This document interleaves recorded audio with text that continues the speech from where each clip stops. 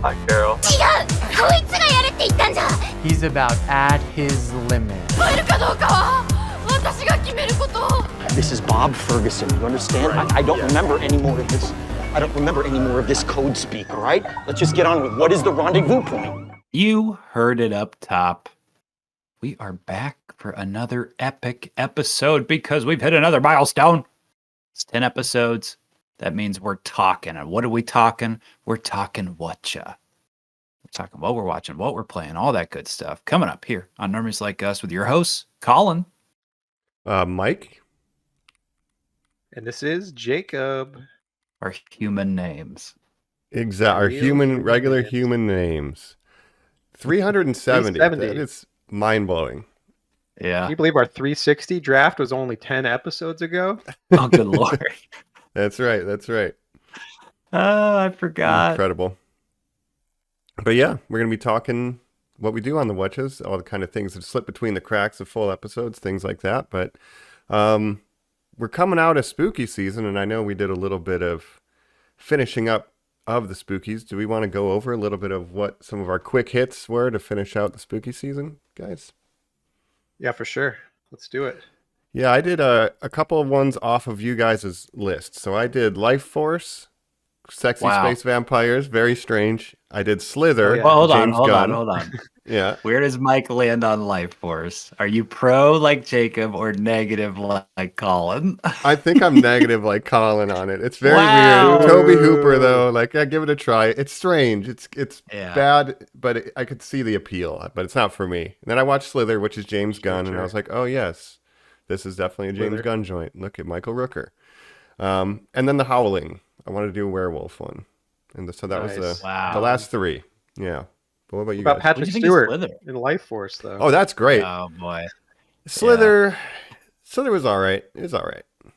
I like that it's like a throwback to like genre. It's some sort of like The Blob, sort of like Body Snatchers. You know, it's like you can see all these kind of influences in him doing a James Gunn version of that. Yeah. Obviously, so yeah. it's like he loves 80s horror and stuff, and that really shows. And then you got a lot of James Gunn regulars, Nathan Fillion, you know. Yep. Yeah, it's fun. okay. Yeah. It's a What great about you list, guys? Mike.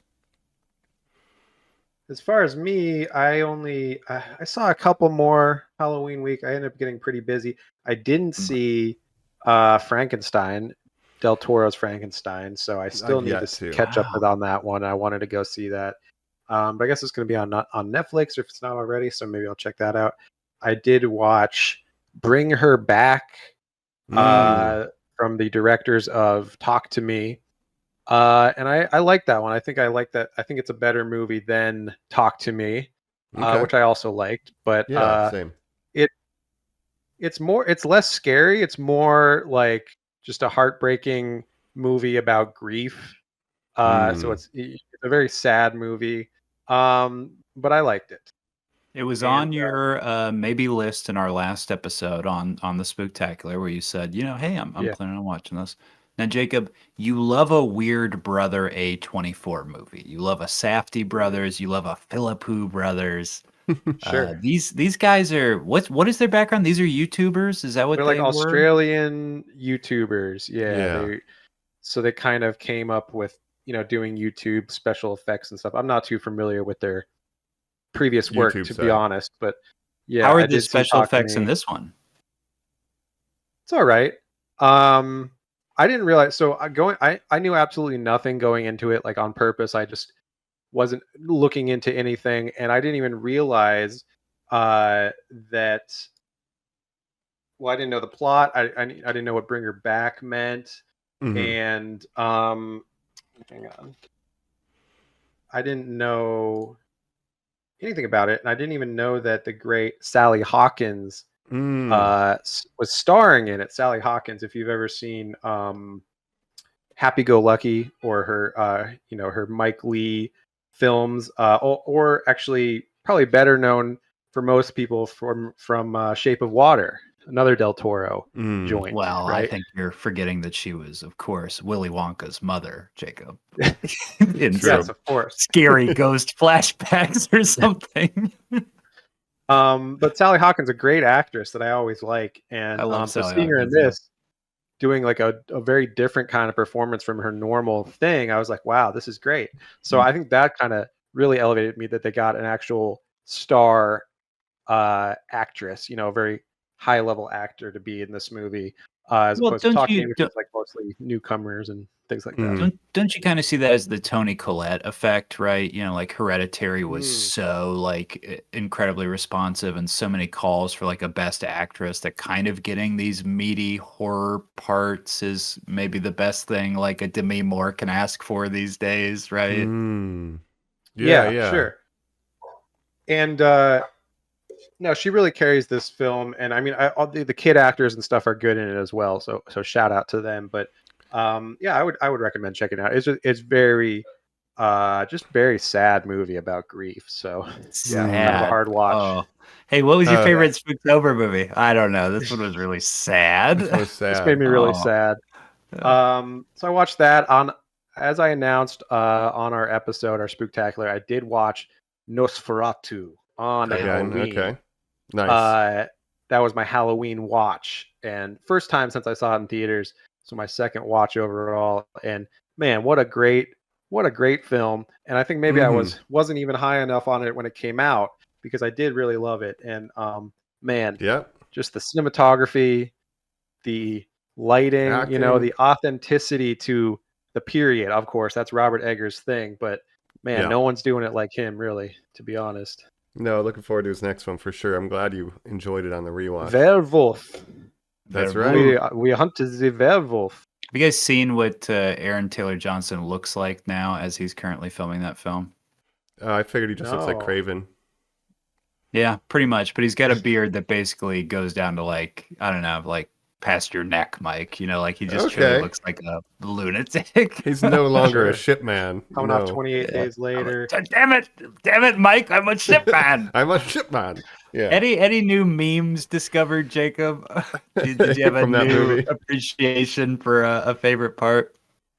Oh, I just love it all. I mean, there's certain shots in it that are just incredible, and the performances. I just love, Willem Dafoe going all out, and my guy Ralph Ineson, of course, who also just signed on to Werewolf. Of course, he's got to be in every Robert Eggers movie. But Ralph Ineson, what a fucking guy! Like I love that guy in everything. Yeah. I was thinking about The Green Knight the other day. I'm like, man, Ralph Ineson, how awesome is that guy? He's great. Well, spoiler alert, I did see Frankenstein. It is on my list. And Jacob, he has a great part as a guy who's just at like a hearing who goes, hear thee, and just says like things like that. And you're like, yes, good. Like this is like why Ralph Ineson was put on this earth. Not to dress like Galactus. Not to be Galactus. No, how dare you? I forgot he was even Galactus. He's a guy that's meant to only be in period films, basically. Yeah. Like he doesn't make sense in a modern context. No. I mean, I'm sure he's great in modern films too, but he's just such an old time. Can you imagine some movie where he's just like a laid back dad that smokes weed or something? That would be wild. Well, one of his first roles was the British version of The Office, if you've ever seen that. Wow. As what? He plays the what's he's that like guy's Craig name? Robinson, David Koechner or whatever. Oh, he's like the boss. He's like the guy he's like the party guy that comes in and tries to like bullies Ricky Gervais, who's Steve Carell's character, Scott. Right? So so he's kind of like the douchey boss guy. Yeah, that's cool. Okay, interesting. So one of his first roles. But I love that guy. Yeah, great voice, of course. And yeah, I'm looking forward to Werewolf. Frankenstein, I will catch up on that. I didn't hear great things, unfortunately, about it. So kind of mixed reviews. But I'll check it out. Yeah, I tried to sneak it in before we recorded, but time got away from me, I guess. Sure. But I love Del Toro. Shape of Water, speaking of Sally Hawkins, bring it all full circle. That's right. He loves making movies about monsters and the women that fall in love with those monsters. That's true. Hey, if you were set up to guess to win $1 million, what do you think Frankenstein's about? Right, that's what I'm saying. Jacob Elordi. But what about who's the real monster? Right. Probably mankind. Mankind. Yeah, humans. They don't want our love Oscar Isaac. to exist. It was Beauty that killed the Beast. That's right. Nice. Carl Denham. But Colin, did you see any other movies Yeah, round it Halloween up. week? I did. I'm excited to talk about it. I want to ask you one more question, Jacob, because I know this was not a Spooktober movie, but this is a horror movie that you just rewatched, a 2025 classic. You just rewatched. Oh, the damn name just fell out of my head. It's not Barbarian. What's the other one? Barbarian. Weapons. No, what's Weapons? Thank you. The Well, craziest title of ever. Of course, yeah, you just rewatched I Weapons. Yes, I just was out of town, Mhm. which we'll talk about in a little bit here. Colin and I were on a little trip, went to a wedding and stuff, and we're going to talk about that. But while I was staying with my sister in Ohio, and I was watching some movies with her that she had not seen, but I was rewatching. So we rewatched Superman, we rewatched Weapons, we watched Companion, and we watched Mm. Barbarian. So those Okay. latter three could all be considered horror movies. So outside of her disdain for Weapons, unfortunately, Yes. any new insights? Did it hold up interestingly? I'm curious, how does that one do with the rewatch? I liked it.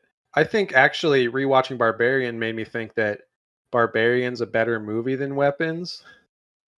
Maybe that's a Hmm. controversial take. I don't know, but I think I liked Barbarian more on rewatch. And maybe Hmm. it's because it had been longer since I saw it that I was like, oh yeah, this movie is pretty good. But I like Weapons. Hmm. I like the way that it unfolds with the different point of views and jumping around in time, and it kind of reveals certain information in a non-linear way, which I really like. And then what really stood out to me this time again is just the homeless drug addict kid, which I'm going to look up his Oh, name. Austin Abrams. Yeah, forgetting. still, yeah. Austin Abrams, Yeah. who again I have to mention he's going to be the lead of the Resident Evil movie that Zach Kreger is Kreger's doing making it. next. Which we now, Mike, I have to tell you, we now know the plot. Do you know this? No, I don't know this. Please. So it's an original film that takes place in the world of Resident Evil. So it's not going to follow the plot of a game. Okay. Austin Abrams plays a delivery guy who's trying to make a delivery to Raccoon City and then get the hell out of there. Wow. What? That's kind of crazy. interesting. That's great. I'm a little apprehensive when you it's say gonna it's be the like original story. Yeah. In real time almost, right? Is what I heard. Like, That's what I heard, yeah. yeah. Interesting. I think Zach Kreger has done enough with Weapons and Barbarian for me to just trust what he's going to do and give it a chance. Well, and like we a talked Jordan about Peele that or something like episode. that. Like anything he makes, I'll go see. You know. But more than, but his history, like Whitest Kids We Know, we were all fans of that show. Like just the idea that it's Yeah. like, oh yeah, I don't care what he's doing. He's just a creative that I've enjoyed his work of for a long time. So Similar with the Yes. Jordan Peele. It's like coming from the Exactly, sketch yeah. comedy. I just like what you do, and I'll watch whatever you do. Yeah. I don't care what Yeah. it is. Yeah. Mhm. Anything you do. Go back to making Um, a comedy. I don't care. Make a comedy movie or show. I Well, don't Weapons care has a about lot of what- comedic moments too, and even my sister was like, "Is this supposed to be funny?" And I was like, "Yeah, I think it is supposed to be funny at times." I don't know. And of course, She's crazy looking. well, when the old lady's running away from like a mob of children, it's very funny. The climax Yeah, of that yeah, movie. yeah. to be honest. And Gladys, of course, is going to be up for an Academy Award. So let's get excited about that. Well, There and we then I go. hear they're making this Gladys prequel, which I Whatever. have I don't care about that. mixed feelings about that. I'm like, I don't know, man, but So I'm Okay. turning to my letterbox here for mine. As I did chronicle it, I finished up my my 31 Days of Halloween 2025, aka 2020 Die. Blah blah blah blah. Yeah. This was a hard one. This was a razor thin year. This was a lot of like turn a movie on, fell asleep after 45 minutes of it, unfortunately. And we're going to have to go Okay. ahead and count that as watching one a day. So a true bummer in my life as I'm just hitting that age where it's just hard to squeeze this stuff in. Now, we finished off on our Spooktacular on 25. I said that was Phantasm. 26, that night of our record, I ended up watching Paranormal Activity 3, a film I enjoy very much. I think that is the best of the Paranormal Activity films. Paranormal Activity 3. Paranormal Activity 3. that's what they should have called it. Now, from here to finish up the rest of the year, I did all 2025 films. So these are all 2025 horror releases to round out our delicious 2025 here. 27, I did Him, the Marlon Wayans football movie. Football movie. What do you- Crazy. Crazy. Okay, Yeah. I haven't seen This it. is truly By crazy. Jordan Peele. And it's like, what do you think the plot is? And it's like that everything's crazy. It's like, well, yeah, It's like some kind of satanic ritual that gives him super football he's powers. trying to like suck his blood, dog. Yeah, it's like so crazy. Great. What are you willing to sacrifice to be good at football? Your brain, your blood, your Everything. soul? Yeah. Probably. Yeah. And what an idea. 28, The Home, a movie I guarantee neither of you guys have even heard of. Pete Davidson plays an orderly at a retirement home that's secretly full of old people who are trying to suck his youth out of him. So, Oh, weird. give me your youth. Life Force vampires. Yeah, Life Force Vampires for Pete Davidson. So it's a lot of like, whoa, what's that old guy doing? I'm Trying so to suck fucking life force high. out of me? Yeah. Yeah, is he sucking my life force, bro? 29, Opus, which is that movie with Ida Bari, Opus. where she goes to That John was- Malkovich, is a the- famous singer, menu. and has like a cult. Yeah, That looked exactly. very menu-ish. It was on my list to Menu-ish. watch too, because I was Here's like, my oh, this is review. on HBO. I like IO. It's the menu. Here's my review.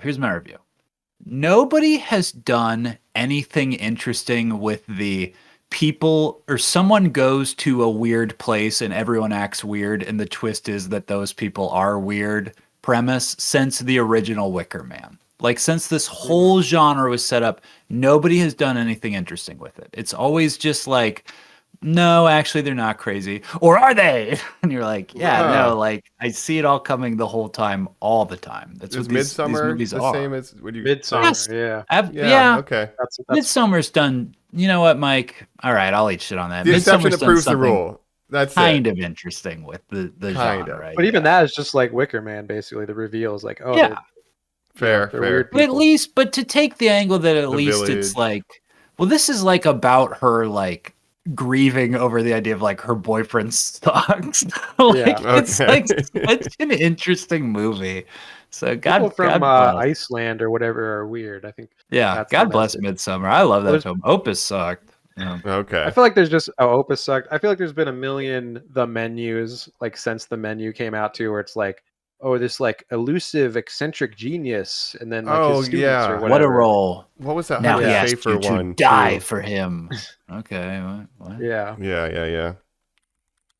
Number Okay. 30, Abraham's Boys, A Dracula Story. Shout out. I watched this for our pal, past Right. guest Cole, who gaffed this Worked on film. Did Nice. the look and lighting for this film. It looked great. It looked incredible. It's a Titus It's got Welliver what's movie. his name? Bosch Titus Welliver. himself. Bosch. That's right, Jacob. Bosch. Your stepdad's Himself. favorite TV show. Bosch. Like, that's what it should say in the commercials. Yeah. Yeah. Nice. And then 31, I went to theaters because it was not released yet. It did not come out until I think like November 4th or something. What a missed opportunity there. But Guillermo del Toro's Frankenstein. Oh, right. Yeah, it came out on Netflix like 2 weeks after it came out in theaters, so it's like, Why would you release that in November? Wait, I guess. You have to time that out. Because And it these comes out on streamers streaming are on dumb. Halloween. yeah. Yeah, that's a Well, it's only in mistake. theater, so you go to theater first if you want to see it in October. You're not going to go to theaters on Halloween like I did unless you're a lunatic. Right. Yeah. So yeah, they really should have had it ready for that evening. I agree with you. Yeah. But, you know. Look, I'm still waiting for The Long Walk to come out on streaming because I missed that in theaters when I was, I guess, a month late to go see that. I got to get a treadmill in my house so I can do the long walk challenge. Right. That's And right. if you stop, then I'm gonna shoot you. That's fair. That's fair. I'll stand there with a gun, and Yeah, if the you stop lightsaber. walking at any point, I shoot you. All right, that works. Um, Another spooky That's update. like- we did. Oh, go ahead. Sorry, I wanted to mention one other thing. So obviously, there's the treadmill walking, the long walk Screening. The screening. But did you hear about the Begonia, which is the new That's right. what's his name movie? But Lanthimos. or Yorgos whatever. Lanthimos. yeah, Yorgos Lanthimos, Begonia, Emma Stone. There was a screening where you had to shave your head, like you would show up and they would shave your head to watch it. Right. So people were just getting their head shaved. Just to watch ladies this or movie. dudes too? Anybody. I think You just had to anybody. get your head shaved. But then Bring I my guess they grandma. ran out of time to shave everyone's head, so they just gave you bald caps instead. And I said, that's a little different. That's I'm, very I'm different. not willing to go shave my head. I to was watch those a movie. first No. 3 or 4 guys. I'd be like, "What the fuck? They just got bald caps." Yeah, that's Yeah. true. I'm like, hold on. I probably wouldn't go to that screening to begin with, but I do want to see Begonia at some point too. So Yeah. that's it. Yeah. No, we did spooky update. We did a Halloween party. Me and Jacob went to our friend's Halloween party where I did a That's right. Rain Carradine from Alien Romulus, and I 3D printed her video Wow. watch. You don't have to say who it is. We all know the character Rain Carradine. Of course, everyone knows Rain Carradine. Gender bent. So gender bent Yeah, Rain what a Carradine. name. So it Haley was fun. Spaney. That's great. You had a good time, Mike? Yeah, I had a good time. It was was a good great to see some of the party. old friends. Great party. Um, Yeah. That's right. It was a party that I used to take Colin to every year when he lived in LA here. The drunkest I've ever been in my life. Yeah, I took That's his right. place. Playing drinking games. My costume, of course, was Bob Ferguson from One. You don't Battle have to After say it. We Another, all which know we that character is. You don't have to say it. So we know Bob Ferguson. We all know Bob Also known as Ferguson. Ghetto Pat. Yeah. Yeah. Ghetto. They call him Ghetto Pat. They call him the explosive boy. What do they call him? No, what's the? Yeah. But what are all their names? Oh, I guess it is Ghetto. French Ghetto Pat, 75. yeah. But what was His her? name's like What's? Pat something. Well, They call him Ghetto let's Pat. save it. 'cause We're I going to wanna talk have about that that proper, but you were, of course, yeah. Bob Yeah. Ferguson, which was great. Yeah. It was a great outfit. Yes. So. Get yourself a red and black plaid robe. Throw on Beanie. some grungy clothes, a black beanie, some What sunglasses. if you That's were all just need. useless? Yeah. What if you were just a useless? Just get really person? high, run around with a Modelo can. Hey, we had Say a the few small phrase. beers that night, to be fair. Yeah. 2 small beers. Few Yeah. small beers. We were running the big beer pong table for a minute there. What would you say, sir? You small beers. I've Had a few. You what, Few sir? what? A few small beers. You small Yeah. beers. Um, The way that we're he gonna looked talk about up that when he for says sure. it. We'll talk That's about it. my We'll talk about it. favorite quote, though. Yeah. But yeah, I don't know. Is Thank you, that sir. kind of the update up top? Do we want to dive into it? That seems like a good. Yeah. That's Halloween. What a great yeah, that was Spooktober. Like you great said, Yeah. Spooktober. in the course of it, we had 365, an episode for every day of the year. Spooktober, and here we are at 370, our big Whatcha. I love it. Let's hit it, boys. Let's hit it. It's time to celebrate. We're back here on Normies Like Us. We're talking spooky season. That's done. We're in November. Normie-vember. And that means a Whatcha. That's sweet November rain. Yeah. That's a nod to the Peacemaker episode. well, like we I did said, before this, but anyway, November rain. November rain. Thank you. We did it. Like I said up top, I was just traveling for a Yeah. week. I was in Ohio for a wedding, which Colin and I both attended. And I do want to shout out because it was the wedding of one of the biggest fans of this podcast. Wow. And it was a great wedding. And Wow. shout them out. Matt and Manette. Matt specifically, I love know, is a big fan of us. So shout out. Great wedding. Thanks for inviting us. And I did go to We love Ohio. Saw a bunch of friends there. Had a great time. Saw Colin. Saw all our friends there. Don't dox Joe, me. former host of Don't dox this me that I podcast. hung out with you. yeah, it was great. So I just got back from traveling after a week. And now we're back here.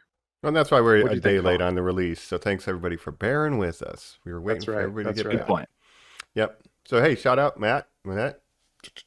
Congrats. That's right. Any We love you thoughts more on than that, the Colin? listeners, as friends, best friends. We miss you. Yes. Congratulations. Congratulations. It was a hell of a true party. normie wedding. It looked Yes. really It was fun. a great wedding.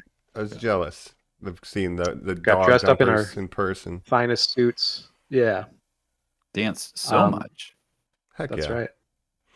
Had was a a lot few of fun. small drinks. Yeah. It's my favorite quote of the year, I think. A few small beers. It I is. say it all the It time. Yeah. But yeah, I watched Now we're this back on the grind of Yeah. podcasting. though. We are, and we're doing a Whatcha, which of course our longtime listeners know means we're just going to catch up. We don't have a general topic like we do in all of our other episodes. We're not going through our monthly long form series, but we will probably talk about that at the end on what's coming up there. Mhm. Instead, we're just doing a What Your Hosts Are Into episode. Starting up first, probably with what we're watching. Anybody want to Yeah. kick it off? I think a few small beers, man. We all watch one battle think- after another, I right? think we'll talk I think a we're few ready. small movies. I love that Modelo's is the drink of the revolution. I'm very happy that was That's the right. choice that Paul Thomas It Anderson is. made. It'll always be that. Yeah, of course. It's Yeah, it's a It's brewed for those with revolution a movie, fighting pro spirit. drinking and driving movie. Yeah. It's probably the most pro drinking and driving movie that I've seen in a while. And I It's still Yeah. it is. It's maybe the most Paul Thomas Anderson movie, and I'd like to hear us maybe defend that, talk about the caliber of the film. But to set it up, of course, Jacob, I will throw to you and say, as we kind of always do, we shout out our favorite filmmakers on this podcast a lot. I would say you very commonly sort of refrain to yours as Paul Thomas Anderson. That's right. The guy himself, The guy. PTA. Love me some PTA, and I did Classes see in this session. movie. It's the PTA. Nice. Why is it just her That's right. classroom? And Parent only hers. Teacher A different Association. movie. Um, PTA. Anyway. Yeah, PTA. I saw this movie about a month ago now, and I saw it in VistaVision, which was shot in That's VistaVision, presented, screened in VistaVision in like 4 theaters in the world. One of them happened to be in LA, at the Vista Theater in Hollywood, so I had to go check that out. And yeah, I thought it was a really good movie. Obviously, I like all his movies. This one will definitely, when we do our top 10 films in January 2026, I'm sure this will be pretty high up on my list. Yeah. But what did you think, Mike? You saw it recently? Yeah, I got back from Japan. It had a release, so I saw it like the week after I got back. I went to just the Alamo, but I really liked it. And I haven't seen a ton of Paul Thomas Anderson movies, except for like Punch Drunk Love or something. But I really like this a lot. Yeah, like I haven't seen Have you Magnolia. seen Boogie Nights? No, Boogie it's Nights. just one of those. You've things. never seen Boogie Nights, Mike? I know, it's a problem. That's crazy. Well, when they The do the Master- 4DX re-release, you'll go to Boogie Nights. 4DX. All right, cool. Let's do it. Boogie Nights, Magnolia, Punch Drunk Love, The Master, There Will Be Blood, Oh, There Will Be Blood. I've seen. Phantom Thread. Yeah, There Will Be Blood, probably one of his best known ones. I really like He is ranking them, listeners, as he's saying. Yeah. more chronological Jacob's definitive ranking. order. Inherent Sydney, Vice, aka Hard 8. Licorice Wow. Pizza. Yeah, Hard 8 was his first film. Licorice Pizza, his most recent one, before One Battle After Another, and I was a big fan of that one as well. Starring Cooper Hoffman, Philip Seymour Hoffman's son, in his He first would role, go on The Long to take Walk. a long walk one day. Yeah. Oh, okay. Maybe we Gotcha. we just need to do, after we finished Miyazaki year, we need to do like Paul Thomas Anderson long form series or something. This guy so desperately just wants us to become blank. Just check. cover all It's my so favorite sad. things. Right. So sad. No, we will be going back to our franchise coverage by doing, Yeah, I think yeah. we said X-Men. we pitched X-Men before. Yeah. Probably. So Three many different X-Men timelines. movies. Dumb. Yeah. Yeah. But yeah, I love Paul Thomas Anderson, and this So I one, like this a lot. See, yeah, Leonardo DiCaprio, first time working with PTA as well. So Leo has worked with a lot of different auteurs and Scorsese, obviously, a bunch of different people. Tarantino recently with Django Unchained, and But I was Upon a thinking about Time. this, Jacob. yeah, Is there anyone other than PTA who has worked with so many different forms of what it means to be a movie star? I mean, Leonardo DiCaprio says in this movie, "I'm like Tom fucking Cruise, man." Tom Cruise in Magnolia, the star Magnolia, of Magnolia, a huge probably his movie. greatest role. Yeah, And then Jacob, 2 films that are maybe his most lauded, Phantom Thread and There Will Be Blood, are played Daniel by Day. what's considered the greatest actor to ever embrace the craft of acting. That's right. Daniel Day-Lewis, Method. Why do those master. people want to work with PTA? I think it's because they recognize that he's like one of the greats, even though he's still so young. I mean, he's like in his 50s now, but making Boogie Nights at the age of 25, making There Will Be Blood in his 30s, it's like, it blows my mind, and it makes me feel like a failure at the same time. I love this movie. It was fantastic. I do have to tell the story every time PTA comes up about the time that I saw him in the Van Nuys Target. I was behind him on an escalator. Now, a reminder that he's married to Maya Rudolph, Yes. Minnie Riperton's daughter. He's from R&B royalty, like a comedy royalty too. Like just the way that she is like Yes. such an interesting, normal person. She's got this incredible background, all this stuff. He, of course, his father, Goulardi, this Yes. like local horror host that like my dad used to watch back then. Just like this Goulardi. incredibly He's historic a Valley person boy. from California. He is a Valley boy. He loves the Born and San bred and Fernando raised. Valley. Now, Licorice pizza is all about growing up in the Valley, Burbank, all that stuff. Now, I was 2 steps behind him on an escalator going up from the bottom level to the top. And I so desperately, because I recognized him immediately. He's Paul Thomas Anderson. I so desperately wanted to lean forward and say, hey, Boogie Nights is like the funniest movie ever made. Just to see what he'd say to that. Because that's like what I take. Like, but it is. It is like the funniest movie ever made. But we got to the top. He stepped out. He looked around so confused. And it was in that moment that I was like, oh, he looks like a lost dad in a Target, and I cannot bother this man. Like he looked so normal. Yeah, Jeez. he's a very normal looking guy. Big Valley boy, married to Maya Rudolph, like you said. I think a lot of autobiographical aspects in One Battle After Another, where it's about, a white guy who's now raising his mixed race daughter, which is something that he obviously has firsthand experience with. And just a great guy. But I like to classify his films in 2 different eras. So he has his younger Coke Kid era, and then he has his Weed Dad era, which he's now firmly in his Weed Dad era. Okay. And this is probably his most Weed Dad film. The Of energy all. of the Coke Kid movies, you miss it so much, but the Yeah. fun you have watching the Weed Dad movies is unmatched. It's a little bit looser. It's a little bit, like Inherent Vice kind of. They're just having fun, But I love him. What else was I going to say? Paul Thomas Anderson, man, Boogie Nights What a guy. famously one of my top 4 in my Letterboxd. So I always claim Boogie Right. Nights as one of my 4 favorite films, I guess you could say. But it's like Miyazaki in that it's hard to even rank his filmography for me because it's just like all bangers, no misses, So what else can I what's say? his But One worst? Battle After Another. It's probably like Hard 8 or Inherent Vice, which left me a little lukewarm, I think. But I don't think it's a people bad really don't film. It's like just a little Inherent looser. Vice. And he has a big thing for Thomas Pynchon, the author. Right. Both, this is loosely adapted from Vineland, and Inherent Vice, of course, is a Pynchon adaptation, but it's very 70s druggy noir where it just kind of goes on random tangents and stuff. Do you guys like Sean Penn? I think like he was him as an incredible actor. in this. Yeah. Yeah, Yeah, it's a He's role great in very this. fitting for him, it seems like. Playing a bad Yeah. guy. Yeah, Playing a probably- I weird mean- racist. Yeah. he I probably don't think- should win an Oscar for this role, even Mhm. though I know he's like a bad guy in real life. I don't know much But he was about him. incredible in this, yeah. What a strange thing that we didn't start the podcast how we normally do. Hail Santa, guys. Hail Sans. Oh, We no. are the Christmas adventurers. Yeah. Yeah, we've That's been exactly right. Christmas adventurers for what decades now? Just once it becomes Yeah. November 1st, Halloween's over, it's time for Christmas, I guess. Yeah.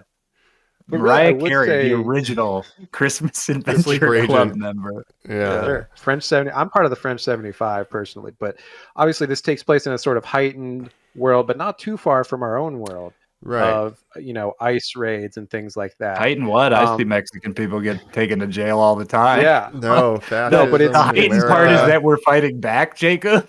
Yes, Yeah, I agree yeah. with you. We That's need to be very doing heightened more and unusual 75 and stuff. probably won't Um, happen. Right. I think obviously his most political film to date, his most politically outspoken film, and which is unusual for him because he usually doesn't take a stand on sort of current events.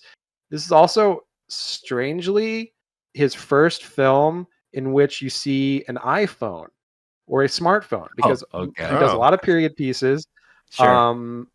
And his only current day films before this took place before the invention of smartphones, like Punch Drunk Love.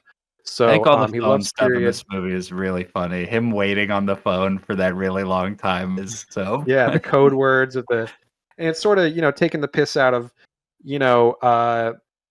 progressive leftist groups and revolutionaries too, in their need for constant rules and things like this and code words. Like, oh, you're not saying the right code words, we can't help you. And Leo's just trying to, find his daughter. So I think, but there's a lot to love in this movie. Yeah, it's an interesting kind of look at like people with revolutionary aspirations are wanting to, be bashing the fash, so to speak, but like when you get older to dad age, you're kind of like worn out of the fight, but you have to keep fighting. And then we can't communicate well with the younger generation. It's like about the miscommunication between all the people who agree on the movement, but we can't agree on how to do the movement or you're not doing it right. Communicate about you don't do it how I used to do it, and it's like, well, you don't do it anymore. You just get high, and it's like, don't judge me. Yeah, right. And I think there's a certain amount of himself in that too, where it's like when he was younger, he may have been more, outspoken and stuff. And then as you get older, you just get tired and you get more complacent about the world. And it's up to the younger generation to keep that fight going. But there's a lot of, a lot of stuff going on with race and politics and all kinds of stuff. And there's a lot to chew on. There's a joke I loved. Yeah. There's a great moment I love where he's talking to his daughter. He's like, so is this, talking about his daughter's friend, like, is this a they, them, or a he or a she? And she's like, it's not that hard. Like, it's they, them. And he's like, okay, I just want to be polite. And the next thing he says immediately, the friend comes to the door. He's like, well, who's this fucking freak? This just made me like laugh out loud. Right. It's like his heart is in the right place, but he's from an older generation kind of thing, Yeah. There's a lot of that. So thank you, Sensei Paul Thomas Anderson, for making that movie. Thank you, Sensei. Yeah. Great cast. And Chase Infinity, who plays the daughter, it's her first role too. I mean, what a find. The whole cast is great. Teyana Taylor. Great cast. So it's in my top 10 at least, maybe top 5 of the year. Like Jacob said, it's going to be up there when all said and done. I did see an interview with Chase Infinity where she did say that her parents named her that so she would always know to chase the infinity. Wow. You know what? I was good. Chase Infinity, great name. That's great. It's great. Yeah, I like it. Well, yeah. One your first acting role, acting opposite Leonardo DiCaprio and Benicio del Toro. It's like Sean Penn. That's got to be intimidating. Yeah, no big deal. No, she's chasing infinity. It's no problem. We love it. Yeah, Viva la Revolution. Can I transition to our next thing, because it also features Jim Downey, who is of course has a great legendary. Yes, legendary comedy writer. He's the guy who says, "So a semen demon" in this movie, which is a very so a semen demon. He's one of the Christmas adventures. When Sean Penn's like, "I was reversed raped" or whatever. Yeah. He's currently the subject of a documentary on Peacock called Downey Wrote That, which just shows his tenure as the longest running head writer of Saturday Night Live. He was Norm Macdonald's writing partner originally, and he's just been there for so many generations and just heralded all these young writers. Conan O'Brien, of course, currently has a co-starring role. So he's gotten 2 acting roles, which is very weird and interesting. And I saw this actually recently brought up on the Seth Meyers, whichever one of those late night shows that he runs. But he's also on Tim Robinson's The Chair Company. Are either of you guys watching HBO's The Chair Company? So I have not watched it yet. Obviously, I've heard about it, and I'm a big fan of Tim Robinson, but I haven't caught up on it yet. So I'm looking. Mike, are you a Tim Robinson guy? I didn't realize that I was until my brother came over like a couple months ago, and we watched I Think You Should Leave, and I'm like, this guy is great. And I watched Friendship with Paul Rudd and Tim Robinson. I thought it was a weaker I Love You Man, but I still like Tim Robinson. This still, Mike. I don't care. Have you seen Detroiters, either of you? No. Yes. Is that another feature? Big fan of Detroiters. Detroiters is also him. Okay, so I do like him and Sam Richardson. He was a writer on SNL, and they wouldn't let him do like a lot of his weirder bits, and then they wouldn't let him do anything. Let go or something. Now so his he's like, I'll just make my own show. Yeah, he's got this co-writer Zach Kahn now. So they were both on Seth Meyers' show recently, and they were talking about their little history of we didn't want to write like the weird slot, because there's the 10 to midnight slot, which is what they call it, where it's the sketches that air right before the last sketch of the night, basically. Right. Where you can just be weird and esoteric and do whatever you want. Will Forte used to be like the king of that slot, the Lonely Island guys would say. And Tim Robinson just kind of fits in that weird world. and all these guys loved each other. Like the Lonely Island guys, like appear in all their stuff. Tim Robinson just gets all these. Will Forte, even like all these old SNL alums, Cecily Strong to be in I Think You Should Leave episodes and stuff. And he has this new show, also by Zach Kahn, that is called The Chair Company. And it's like if an I Think You Should Leave episode or sketch was the entire episode following the same character, and it was a 1970s paranoia thriller. Like, it's one of the most interesting marriages of genres I've ever seen, and I just recommend it to anybody because you'll cry laughing for at least 10 minutes every episode, and then you'll spend the rest of your week thinking, what the fuck did I see? What was that? And a true Twin Peaks style, like, level of weirdness. Wow. I'm Yeah. very intrigued by that. I'm going to start it up. Now that I'm getting out of high Spooky. recommend. Yeah. And I know, I Yeah, mean, you I need guys to are s- such Nathan Felder fans. Like, Yeah. it's that same scratch itch of Right. like, what is this? Like, you can do this? Yeah, yeah. It's like its own genre almost. I love that. Yeah. Yeah, I mean, I've definitely been meaning to check it out. Obviously, I saw Friendship as well, and I like that a lot. I feel like it has a lot of the same surreal energy as Yeah. Friendship, where it's like normal stuff, but then just twisted a little bit and made surreal. But he really, understands that kind of energy, I guess. And so definitely I want to check that out. Yeah, now that I'm getting out of Spooky, that's top of my list. I need a show, so I think I'm gonna hop in The Chair Company. That's a very good rec. Yeah, Detroiters, nice. yeah, Detroiters is great too. That's a little bit older show if you want to watch that. Last thing I want to say about Tim Robinson, he's a big skateboarder, which you would not expect, but there's like pictures of him like shredding and doing tricks on skateboards where it's just like Tim Robinson, who looks like a very kind of normal square guy. Yeah, And he's doing you know how crazy Nick skateboard Weiger, tricks. Jacob always makes that joke about he's like a video game default, Nick Weiger. You know what I mean? Yeah. That to me, that is Tim Robinson. Like, he just looks like Right. if you were Just a like, very normal, draw what a white white guy, dude very- looks like. yeah. It's like, draw a Yeah. white guy. You'd be like, well, like he looks like this. And you'd be like, oh, I drew Tim Robinson. That's the default of the that's character creation shocking screen. you. Yeah, Yeah. it's just That's him. where a lot of his comedy comes from. He's just like such a normal looking guy, but then he acts so insane sometimes. And just like it's the underlying psyche of like a normal Yeah. guy, I guess. If you haven't seen it, I mean, my YouTube algorithm is so fucked up. All I get are I Think You Should Leave sketches. But if you haven't seen Yeah. Darmine's Doggy Door is something I think about at least once a day, and I will truly start to tear up. It makes me laugh so hard. Sure. Okay, well that's I now really like in my the, Screams. He's just so good. He's just great. What do they do to us? There's like things like that where Yeah. you're just like, oh, like hearing somebody say that would be so distressful. He's yeah. able to take like he amplifies social anxieties, right? Where Yes, something you do that's a one great way to thing put it. weird, and then it just escalates your entire and like ruins your Yeah, entire yeah, life. yeah.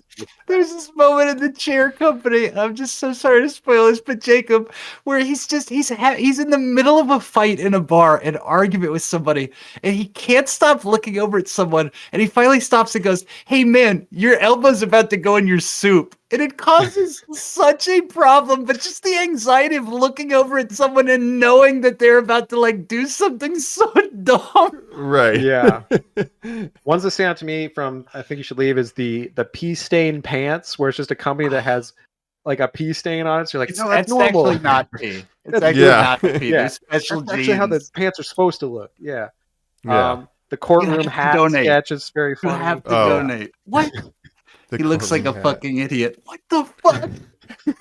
So many good ones. Yeah. So check out everything that he Tim does. But I'll Robinson. definitely be watching The Chair Company. There's a new soon. Marvel out. We Yeah. should check that out. Yeah. I hear it's crazy. Oh god. It's Yeah. crazy. Anyway, that's really Oh, good. God. The That's Chair really good. Company, check that out. Ugh. And as long as we're talking about new shows coming out, maybe I can Mhm. transition to a show that I just started watching, which Colin, I'm hoping that you're going to watch if you haven't yet, because I know you're a big fan. I'm talking about Pluribus, Vince Gilligan's Oh. new show. Not yet. I'm very. Oh. I don't even know what it's about. I don't know anything about it. I've Yeah. not seen an ad or whatever. But I keep seeing all these AV Club headlines now that are like, "Now that Pluribus is here, could you believe what Pluribus is about?" Where I'm like, I cannot wait. Sure. And Vince Gilligan, of course, Breaking Bad. Better Yep. Call Saul. One of the best, TV writers and makers out there. I think one of the best TV people. Breaking Bad, one of the greatest shows ever. Better Call Saul, maybe Mhm. better than Breaking Bad. That's what Like a I've lot of heard. people argue that. I don't think it's the Big- annoying take anymore. I think like Yeah. if you're in the fan community, like that's the given now. And I agree. And Wow. Rhea Seehorn from that show, Jacob. Rhea of Seehorn, course. one of the Mm. maybe the star of that show, even more than Bob Odenkirk of like breakout role. But and I mean to be like, we're Breaking Bad, that character Saul Goodman, we're gonna make a prequel based on Saul Goodman. Sounds like a terrible idea, and then accidentally creates another one of the greatest shows of all Whoops. time. Yeah. It's like so his new Andor show, on paper. Yeah, who's gonna watch a show about Yeah. this random asshole? Oh, it's Uh-oh. great. Right. Actually, this is great. yeah. So his new show, Pluribus, which is an Apple TV show. So he's gone to Apple TV now.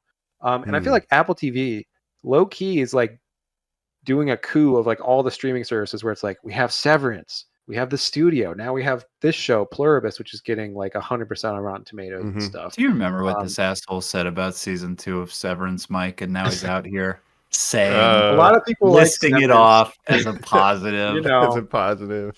a lot of people like that show. I couldn't get into season 2. Maybe I have to, give it another shot. But obviously, I love The Studio. We love The Studio. There's a lot of other I'd like to hit thank shows Saul that people like. Saperstein. Ted Lasso. Sal Saperstein. Sal Saperstein. Shout out Sal Saperstein. But Pluribus, there's 2 episodes out now. The pilot and the second episode, right? I don't even want to reveal too much about what it's about, but I'll give you just like the brief log line. Yeah, what's It the is setup? so it's about basically an alien virus that takes over the world in a sort of invasion of the body snatchers type of way. Okay. Yes, The woke mind virus And- from space. it's the woke mind virus.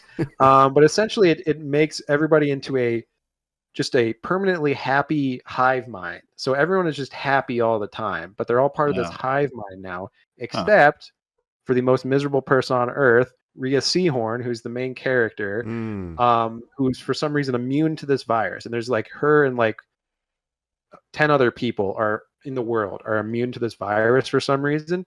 And it's just about, that. So I don't want to say too much more. And That's it's not even like a twist because it really just lays it all out in the That's the pilot setup. episode. So I'm not spoiling anything, I don't think, really. Which a lesser writer probably would have dropped you in this world like in media res, where it's like everything's already weird, and then takes 6 episodes of like a mystery to figure out what's going on exactly. That's, very gimmicky, I think, and it's sort of a J.J. Abrams mystery box way. Yeah. Vince Gilligan just like, no, I'm just going to explain everything that happens in the pilot episode and then just go from there. And it's really good show. I mean, there's only 2 episodes out now, but the pilot is one of the best pilots I've ever seen. So, Oh wow. Okay. And Rhea Seehorn, again, Better Call Saul. She was great in that, and Vince Gilligan's like, I'm writing the show for her because she's so good. And so she's the star of the show. But so That's check it out, Pluribus on Apple TV. That's 2 good recs. Yeah. Did I ever tell you guys my pilot story in regards to Lost? Speaking of J.J. Abrams, No. when I got into Lost, I got in like season 3, so I borrowed DVDs from my friends to watch the first 2 seasons, and so I put in the DVD, and episode 1 is called Pilot, and then like the plane crashes, and they're like looking for the pilot, and I'm like, oh, I didn't know that's what a first episode of a series was called. I thought that was the title of the episode. I didn't know what a pilot episode was at that point. Sure. It's funny. So I felt very dumb when I found out that, that's not what that was about at all. Anyway. Like, no, of course it is. That's funny. Yeah, they're looking for the pilot of the plane. That's what this is. Nope. Yeah, Jack. But anyway. But Vince Gilligan, another one of those people that's like, obviously his previous work is just so good that you're just willing to give him the benefit of doubt of like whatever he's making, like I'm going to check it out and it's probably going to be really good. Well, and the opposite yeah. of the problem we talked about last week, it's not a James Gunn thing. He's not overexposed. Like, truly, he sits, he stews, he thinks on his projects. He's got the power that he doesn't really need to want for anything. If he throws out the occasional El Camino, people are like, oh, yeah, thank you. Oh, my God. Right. Right.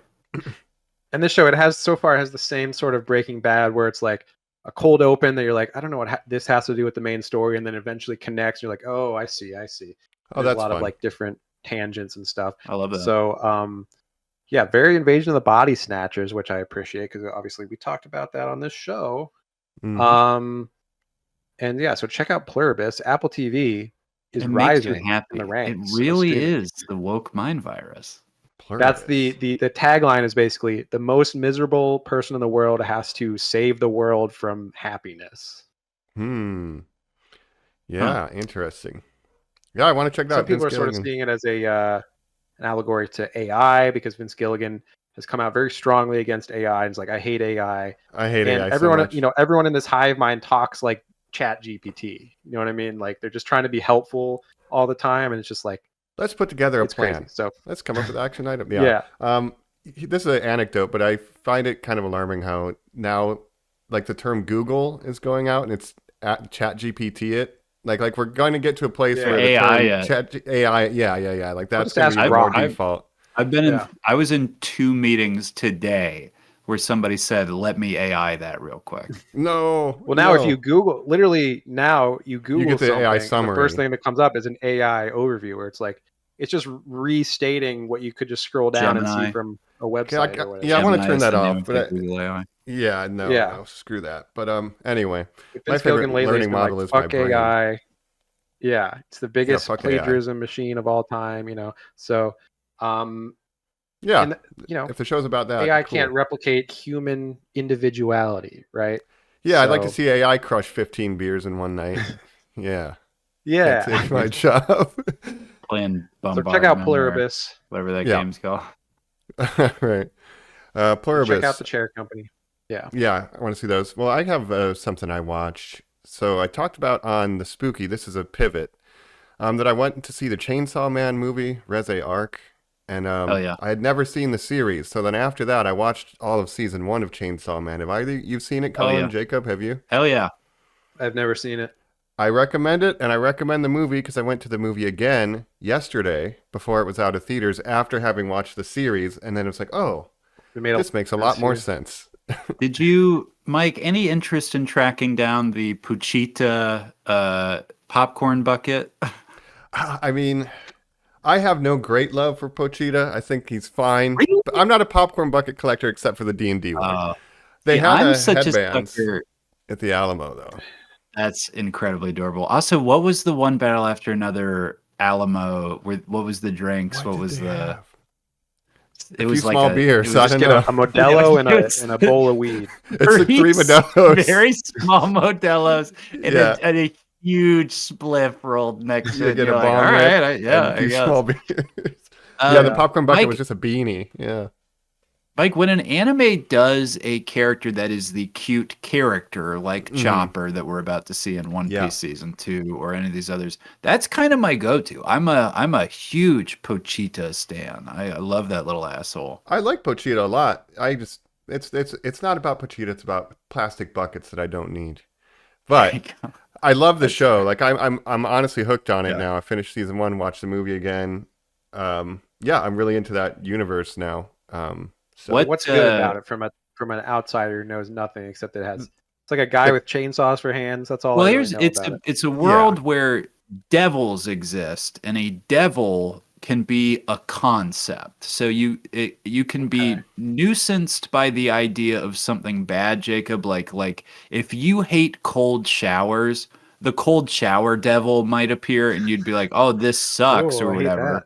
Or you think about something like chainsaws where it's like, oh, I bet like a ton of people are scared of those. That's like a devil that has like actual power that probably goes on like killing sprees and does like horrible stuff. So that's the more dangerous the object is, the more powerful a devil is manifested. So there's like the gun devil that we're hearing about that's super dangerous, but we've never seen it. But the gun devil is very dangerous. The devil haunting America in this universe is the gun devil. Like it's so like you're just like, oh no. Right.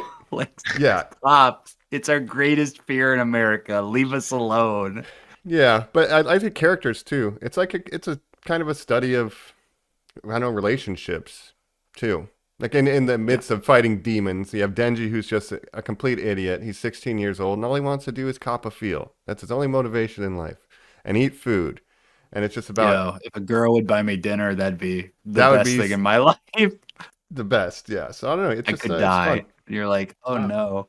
It's only 6 episodes, so and Yeah, then it's the movie. not much. Season out. 2, they're working on, and like Mike's saying, it's about a young man who there's devil hunters in this universe who make a living out of killing these things. He, for some reason, can possess the chainsaw devil, making him a chainsaw man. Mm-hmm. Wow. Yeah, it's pretty cool. So Very anyway, violent.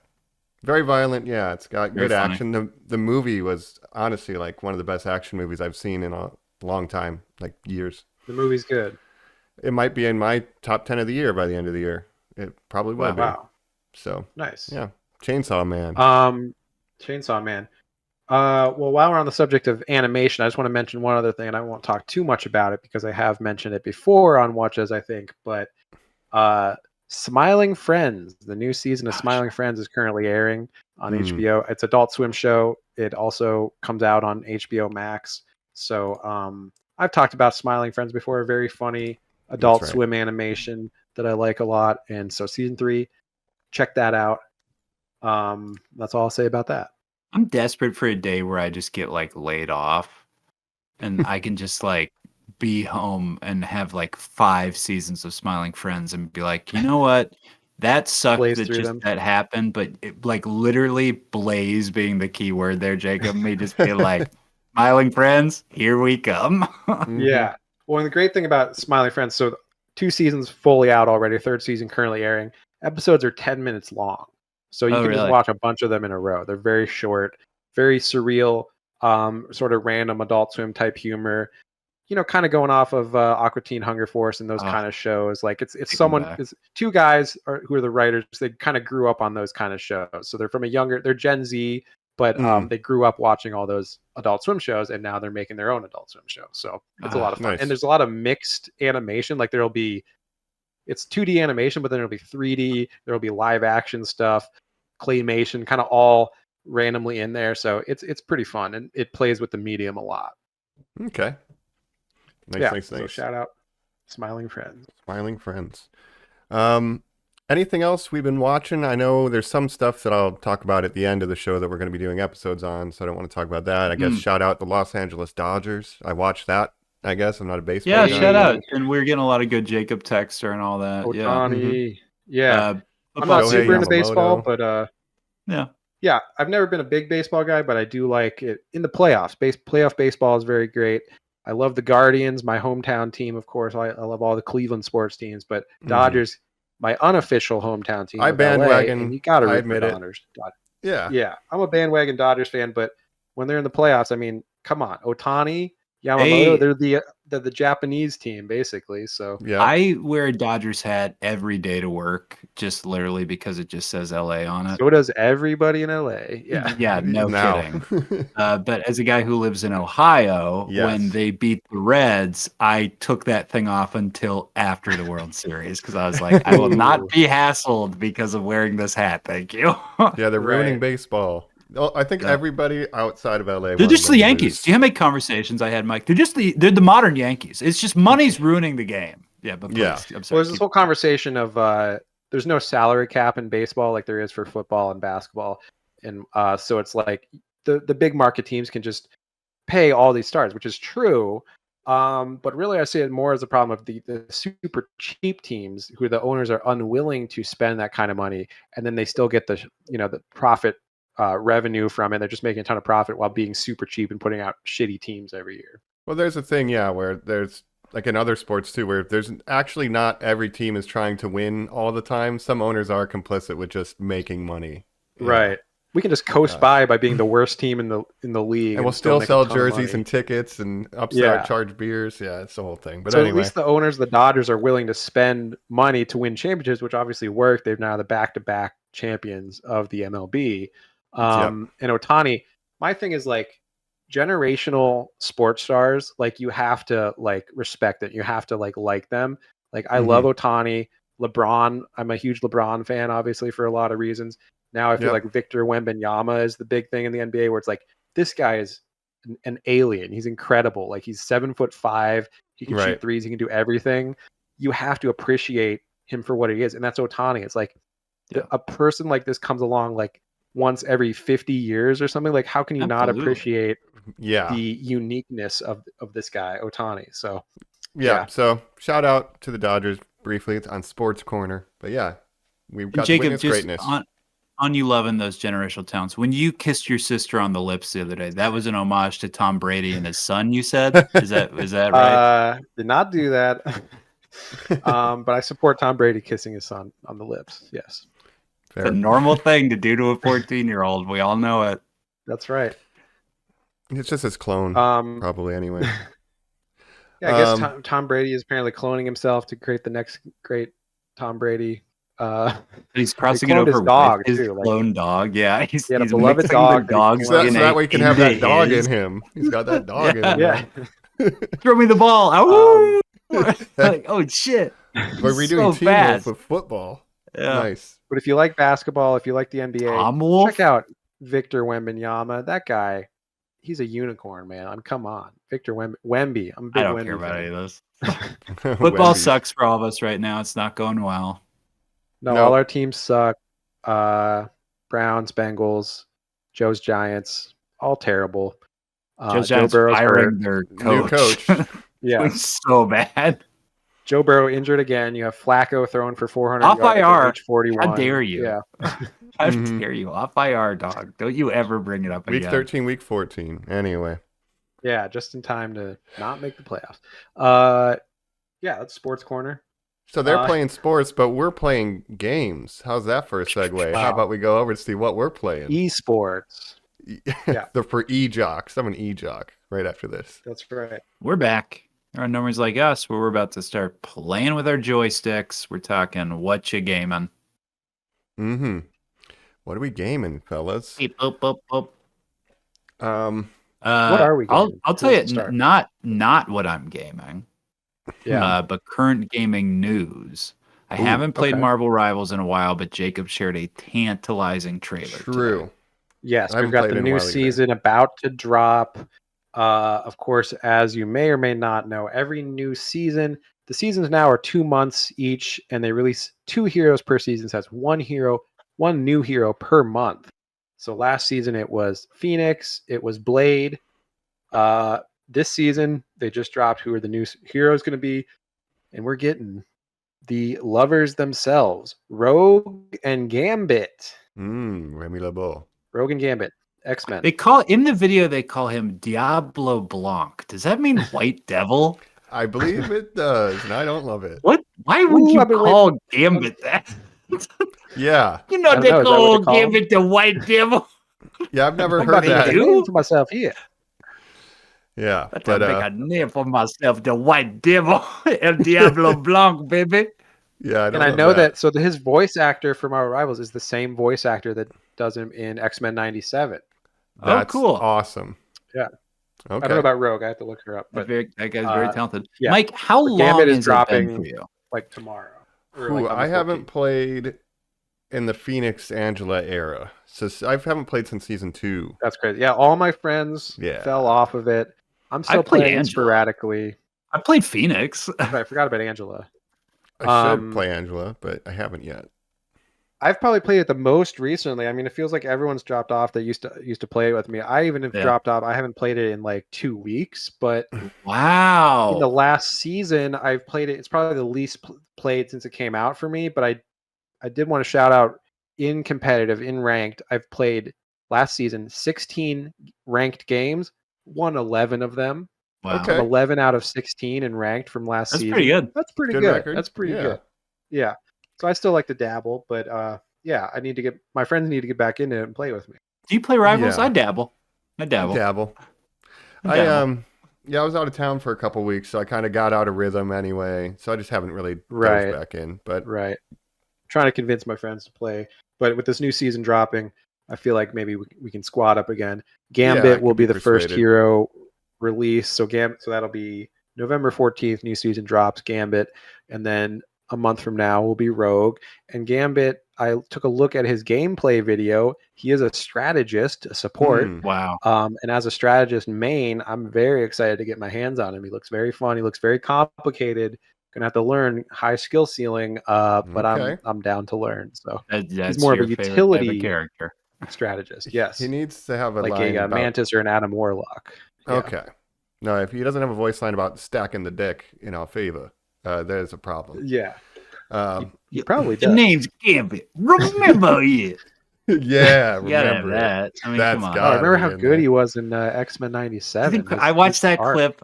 I sit in this little attic by myself and I watch Mhm. that clip sometimes and I'll just like be like, good, yes, I like it. It's good. Yes. Good, yes. Good. Yeah. Obviously, he's throwing cards out there. He's got his staff. He's doing all kinds of stuff. His cards will heal people and all Incredible. that stuff. He'll So, have great skins too. very I excited to bet. get my hands on him. Yeah. A character that, you know, from even back in the Marvel versus Capcom days, if a Gambit was popping up, I was prone to pick him. Sure. Yep. Maybe he'll be Cool. your new support main. Yep. You think I've been make a name for myself? I'm going to make a name for myself now. Get up, Channing make a Tatum. name for myself. Mike, you just said you weren't playing this because you were traveling, which brings up an interesting question. Now, when you were in Japan, yes. do you bring anything to game with, and do you partake in the Japanese culture of arcade while you're there? You know what? I actually sometimes I'll have stuff. Shinjuku. Yes, Shinjuku. I didn't really do any arcades this time, and I didn't install anything on my laptop. I was planning on it, but then I ended up just being out all day.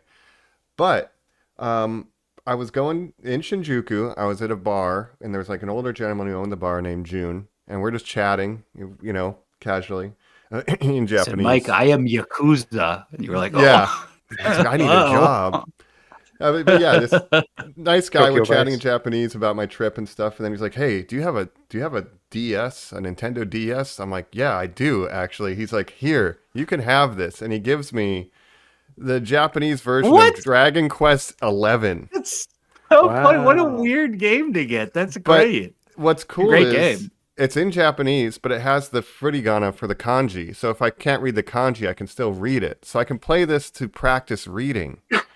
Oh, that's cool, Mike. So it's actually ended up being kind of neat. So shout out to June at Leo Spurin and Golden Guy. For He gave you kind of a rare Nintendo 3DS game if you collect the Dragon Warrior franchise. Yeah, That's I don't really know. cool.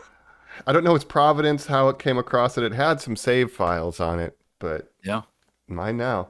So that was my Technically gaming the story. last Dragon Warrior game Akira Toriyama's affiliated with. The last game he did was Sandland, but now Right. died, Yeah, this unfortunately. Dragon Quest Ball is the Super one with the character who went to Smash Brothers, apparently. So this is the Smash Brothers Hero. Dragon Quest hero, yeah. So that was Very cool. the in Japan game, but on that angle, I'm playing a game that's set in Japan right now that I've been very into the past couple weeks, which is Silent Hill F, Konami's new Silent Hill game that's set in 1960 Japan. Yo. And it's Playing pretty the fun. new Silent Hill. Did you Yes. play the 2 remake?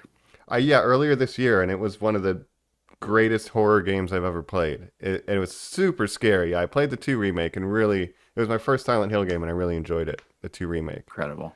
Did you play I've it? never played a Silent Hill game. That's been something that's I just never got into. But yeah, Silent Hill 2 remake is one of probably the best games I've ever played. Period. But I Wow. like survival horror. I love Resident Evil and stuff, but I just never did a Silent Hill. So I was really impressed with Silent Hill 2 remake. But Silent Hill F. played. Go ahead. Oh, I played the original too. Mike, does F, and please tell me the premise of the game, but does it have a secret dog ending?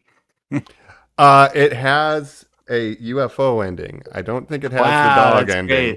great. I've only gotten 2 of the 5 endings so far. I've Oh, you've beaten it beaten it, twice wow. now. Yeah. I Incredible. might speed run it. We'll see. It's pretty good. Not as scary as Silent Hill 2, but I get to practice listening in Japanese, and it's a good game, So I'm enjoying that right now, I guess. You're a to little sum that up. schoolgirl just being You play- terrorized. Yeah, it's your Hinako, and it's about it's set in the 60s, so it's about the stress of what the expectation is and the role of women in that time period. You're supposed to be a wife and a housemaker, and why do you hang out with the boys? Like, it's like she wants to rebel against the societal standard of what a woman should be. So it's like a psychological horror on some of those themes, because she wants to just be different, be herself, and not do what society tells her she should do, kind of thing. So that's the general metaphor of where the horror is coming from. Wow. Yeah, relatable for Nice. me, obviously. So Yes. yeah, but I like it a lot. I'm gonna probably get all the endings. And Did you ever mess around with the Clock Tower franchise? I haven't done Clock Tower, and I haven't done Fatal Frame, which I might need to remedy those. Clock Tower 2, very Japanese. Fatal Frame, very Japanese, Doug. I've never played Fatal Frame. I watched a playthrough once and was like, ooh, this is too much for me. The thing with Fatal Frame is like, you have to look directly at the scary thing and take a picture of it. Like that mechanic is very inherently scary, but maybe I'll try it. I don't love that. So I'm still staying in the spooky pocket a little bit with Silent Hill, but we're kind of transitioning towards Thanksgiving, I guess. But yeah. Awesome. Yeah. Oh, and I beat 2077 again. That's it. That's brief. I finished my second playthrough, started You're Silent playing Hill. a lot of that. Yeah. I'll be back in a moment. Cyberpunk. Cyberpunk. Second playthrough, yeah. And that's Second it. playthrough of Phantom Liberty? Yes, the whole thing. The whole game. Wow. Yeah. With all my mods, I think I mentioned. Jacob. Yep. You are an edge runner. I am, bro. As for me, other than Marvel Rivals, my single player game recently, which I want to talk about, has been the only new game that I've bought in a while. And it's not a new game, actually. It is a remaster. And of course, I'm talking about the Elder Scrolls Oblivion Remastered. Wow. Oh, wow. For my Western RPG fans out here, of course, I'm the Bethesda boy. I'll, play whatever slop they put out. Bethesda slop. Slopfield. Yeah. Slop it up, but Oblivion, look, number one Starfield fan in the world here. Oblivion Remastered. Now, you guys played Oblivion, correct? Yeah. Back in the day? You know what? No, I played Daggerfall and I played Skyrim. And Jacob teased a little bit of this for me at the wedding. I cannot remember. It was on a friend's PC. We did not own it. We did not own Daggerfall. Sure. But Jacob was talking a little bit about the Oblivion remake and just about how, like, I guess this is it. I don't know. Will we ever get 6? Is this just what it is? We're just going to remake this. I don't know. Will it ever come? So far out. It'll come. Yeah. That's like Grand Theft Auto 6. Will it ever come? Yeah, eventually, but it takes a long time to make these games. Well, they're having a whole union busting thing, but whatever. Ethics. What are they? Look, Scott, what's his name? Scott? The head of Bethesda or whatever. Oh, it just works? I can't remember his name. Yeah. But Oblivion was He said it's coming out in like 7 years or something. But Oblivion Remastered. Let me tell you about Oblivion. Obviously, Oblivion, the Elder Scrolls that came out before Skyrim, and this one was big on console. It was very console-ified. You had Morrowind, then you had Oblivion, where they really consoled it up. It was on Xbox. It was on PlayStation 3 or something, maybe. 2006. And Oblivion was always a great game. It just what Remastered does, obviously it just remasters it and it just updates the graphics. It gives it a whole graphical update, somewhat of a gameplay update with the combat. The combat is still the same, but just a little modern touches added. And but the engine underneath is still the original game. So it's a mix of like the original engine for the game physics, and it's still the same game with the same quests and everything. But the graphical update, the quality of life updates, like it adds a sprint button. Yes. For, people like Mike sprint out there that are lazy. For the Fallout New Vegas remaster. Finally, a sprint. Hey, I would love that. Then I'll play it.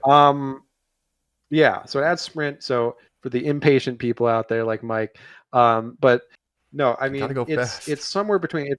It's not a full remake like the Resident Evil games or Final Fantasy VII.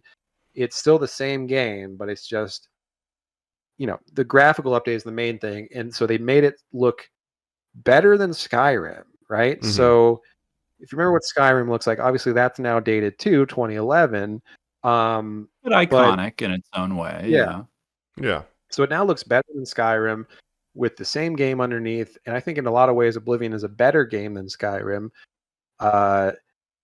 And so I've just been playing that a bunch, and I've been loving it, having a How many great hours do you time. log on that? What do you Ooh, guess? that's a good question. I will say check right now. Oblivion is the first time I ever built a PC from scratch was to play Oblivion. So the first time I ever Oblivion. built a PC was for Oblivion. I'm a big fan of the original, and Yes. I have been And I interested played in the this shit out of- remaster. Wow. Yes.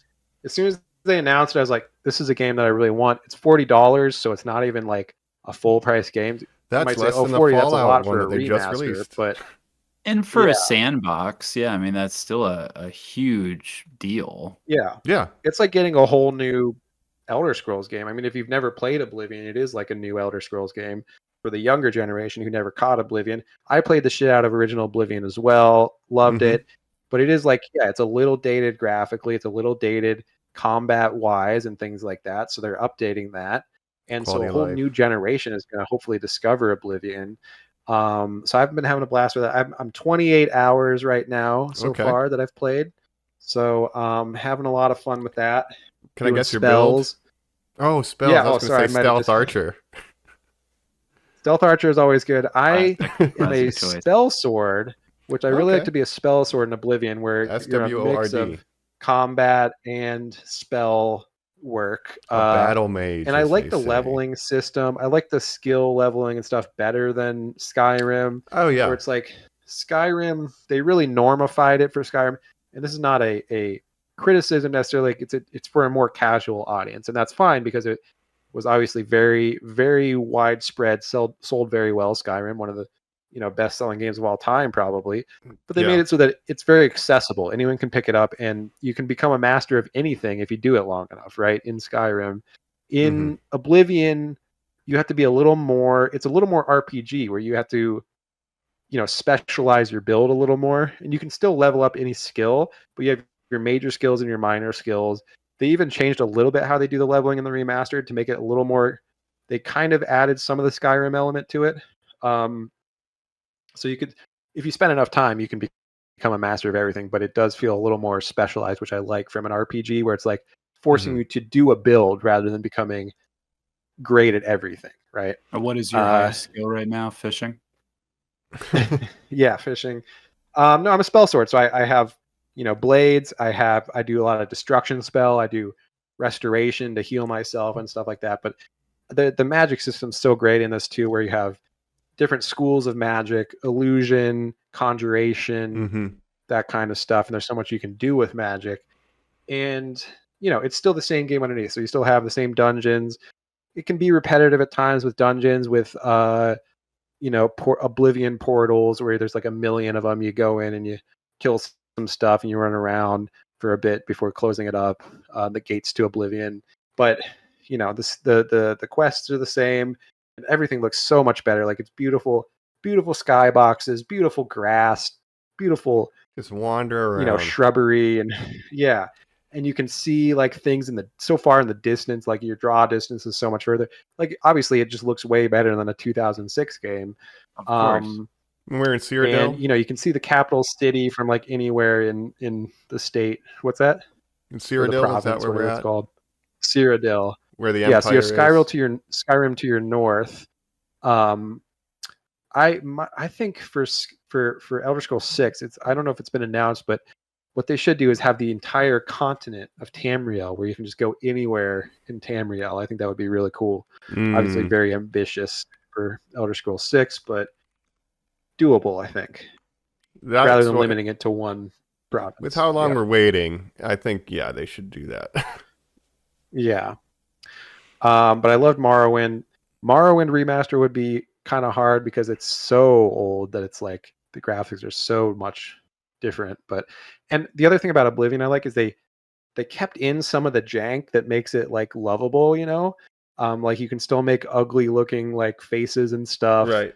Created characters. The NPCs still do like weird stuff sometimes. the AI was actually like super advanced for the time, where like NPCs have a set schedule where they move around, they talk to each other, they have conversations without you and stuff. And so it's pretty advanced for 2006. And cool. yeah, it's a lot of fun. You have some great voice acting. Sean Bean, Patrick Stewart. Patrick Stewart. Come on, you gotta love it. And I in like the original opening, Oblivion, they too. had like, yeah, with Patrick Stewart as the The Emperor and prison everything. break as opposed to the wagon. Yeah. The thing Yeah. is, though, number one, is that Skyrim is for the Nords and also sexy vampire ladies. Oh. And they did add some new voice acting, which I like, because in the original Oblivion, there was like 3 actors that voiced like every NPC in the game. So you would just hear a lot of the same voices over and over. They added a little more variety, which I like. And so definitely check out Elder Scrolls Oblivion Remastered. I highly recommend it. All right. Heck yeah. No, I got to check that out when I'm done speedrunning Silent Hill F, I think. But yeah, for sure. Anything else you've been playing, Colin? Well, staying in the fantasy realm like Oblivion, I'm fortunate that Hades 2 is out, and I've been blasting that out on my Switch 1 and having a hell of a time. It's Hades 1 is one of my all-time favorite games. I think I've got it as a top 10er, and Nice. this is more of the same. It's just more difficult, so I've been really stuck on the game loop and just loving the hell out of it. Nice. Yeah, I still have to. That's a roguelike. Yeah, I played a little of Hades 1. Definitely like that sort of kind of game where you're going around, you're doing runs and stuff like that. Binding of I think Isaac. in the way that the games are called Metroidvanias, which is a portmanteau of Metroid and Castlevania. I almost wonder if roguelike will be called Hades-likes in the future, since it is the definitive roguelike. Like a Souls. Well, roguelike was named after a game called Rogue. Doesn't matter, right? Which is a very old Doesn't game. matter, Jacob. It's getting eaten alive by the superior game. You know you're a good game when you define an entire genre. Like you have Souls-like, obviously. You know, what else? I don't know. But Souls-like, roguelike, Hades-like. Harvest. I want to create a game that sure, Stardew Valley. Yeah. Slow game. Yeah, what can we do? I'd love to create a game that defines an entire genre and gets called a something like. Well, they're calling Jacob's new video game Angry Bird-esque. Of course, it is called Mean Dogs. Ah, yes. Now we're getting another Norm-like. That's what we a norm like. Yes, another Norm-like game. I mean, Candy Crush is a genre of games, honestly. Oh, phone game. A matcher. Yeah. I don't do any phone game. You guys Minecraft do any phone game? No, I never really do. No, Pokemon Go. I mean, that counts. I play that. Well, Pokemon Go out and vote, but Pokemon Go to the polls. Yeah. I don't normally play phone games. The only time I do is like when I'm about to fly on an airplane, I'll like download a bunch of bullshit games on my phone and then like mess around with them while I'm on the plane sometimes. Sure. If I'm not like watching a movie or something on my phone, which I do a lot of the times. I forgot before I was trying Dragon Quest, I got back from Japan, popped it in there, and then when I turned on my 3DS, I was like, oh shit, I jailbroke this, and I had emulators and stuff installed on it. I'm like, oh shit, I should have just brought this and played Metroid, Super Metroid. Why am I not always playing this? Yeah, so I'll just put retro games on the 3DS next time. That's my plan. But yeah. Well, nice. We played out. Is that all? That's what we've been playing. Yeah, that's what we've been playing. That's what we've been playing. What we've been watching.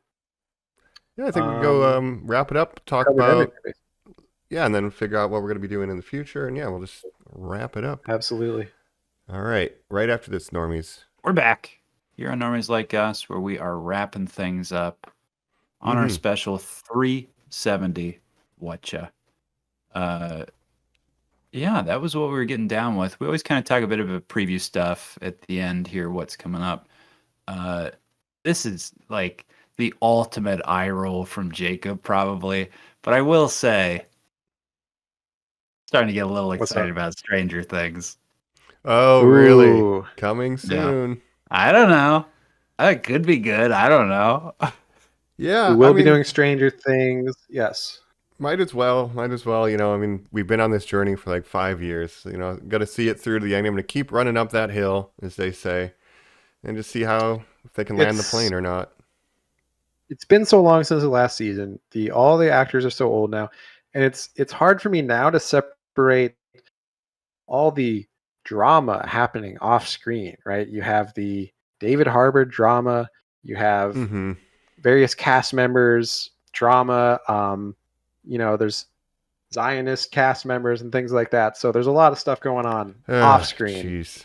So I got to get back into the Stranger Things world, but I am looking Considered forward to it. Eggo waffles. Yeah. Have you considered? I mean, the first season is still so good. I mean, remember that first season, how magical it was. Yeah. I am excited to see it wrap up. Yeah. I'm hoping it's good. The last season I did like. I think Vecna and the Kate Bush of it all. Like, and who is it? Eddie Munson. No, it's Yes, did I the get it only right? one that's really gone on to start a movie career Yeah, now. Joe Quinn. Johnny Storm, and Joe Quinn. And the Gladiator. But we'll see if any those kids will do stuff. I'm sure Finn Wolfhard and all that. Jacob Yeah. acts like he hasn't seen Joe Keery star in Free Guy. Oh yeah, Joe. I do like Joe Keery. Cool. He was in that movie where he's like an Uber driver that I heard is like pretty good. Unhinged, Oh, that's right. good. You know, Yeah. a guy that my dad used to call me and be like, "Do you listen to his albums?" And I'd be like, "No," and he'd be like, "He makes incredible music." I'm like, "Oh, Finn Wolfhard. no, no." Oh, Joe Keery. Joe Keery. I know Finn Wolfhard has like a band too. Okay. He also has the heart That's of a cool. wolf. But yeah, so we'll be talking Stranger Things later on in December. Yeah. There's something I watched that we're going to talk about, I think, next week. Correct me if I'm wrong, but I did see The Predator Badland. Oh, hell yeah. And Yes, that's all well, I'll say that about is, that. Close to the vest. I can spoil that I have also seen it already, Mike. Okay.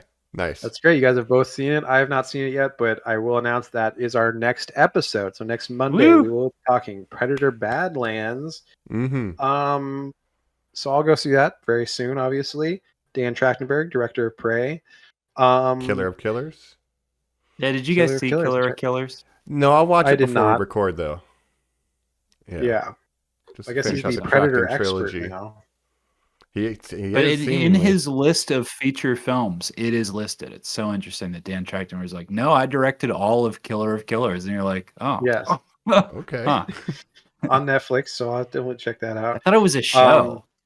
That was my letterbox. It's like an review. anthology. I thought it was a show. I was so confused. I was like, I thought this was TV. An animated anthology Predator movie.